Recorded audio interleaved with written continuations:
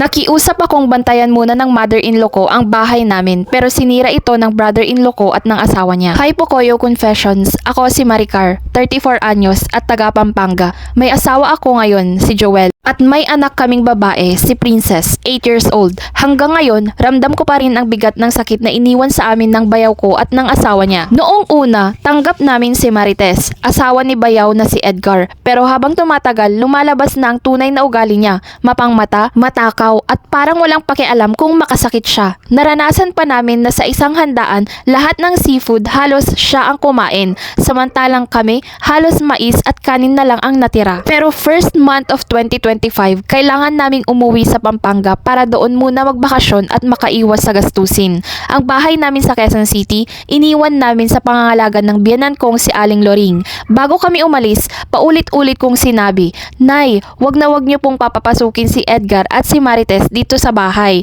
Tumango siya, pero alam ko na sa kaloob-looban, mahina siya kapag si Edgar ang lumalapit. Pag uwi namin makalipas ang 3 buwan, ramdam ko agad na may mali. Oo, nakatayo pa ang bahay namin pero parang hindi na bahay sa loob. Ang sofa set namin na bagong bili, may upos na ng sigarilyo at may paso pa ng sigarilyo sa mesa. Ang ref, punong-puno ng pagkain na hindi namin binili. Amoy panis at puro tira-tira nilang ulam. Ang rice cooker, sira na ang takip at may tutong pang naiwan. Ang TV at DVD player sa kwarto ni Princess, ginamit nila para manood ng adult film. Naiwan pa mismo ang CD sa loob. Ang gasol, halos ubos na pero wala silang iniwan kahit 5 pambayad. Ang CR, barado ang inidoro at puno ng buhok ang sahig. Ang kurtina at kumot, amoy pawis at halatang ginamit pero basta-basta na lang isinabit ulit. At ang pinakamalala, sa kama mismo ni Princess, may buhok ng matanda at amoy na hindi pang bata. Para bang binaboy nila ang kwarto ng anak ko. Galit na galit si Joel at agad tinawagan si Nanay Loring.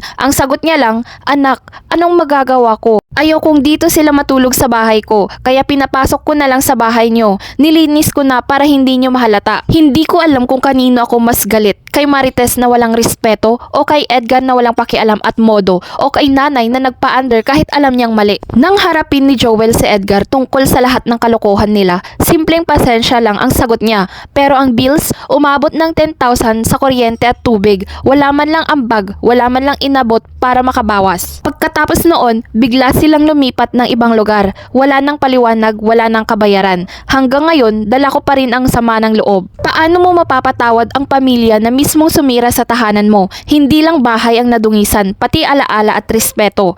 Kung may kapareho man akong pinagdadaanan ngayon, tandaan ninyo, huwag hayaang sirain ng iba ang kapayapaan at pamilya mo, sapagkat minsan, mas magandang mawalan ng kamag-anak kaysa mawalan ng respeto sa sarili.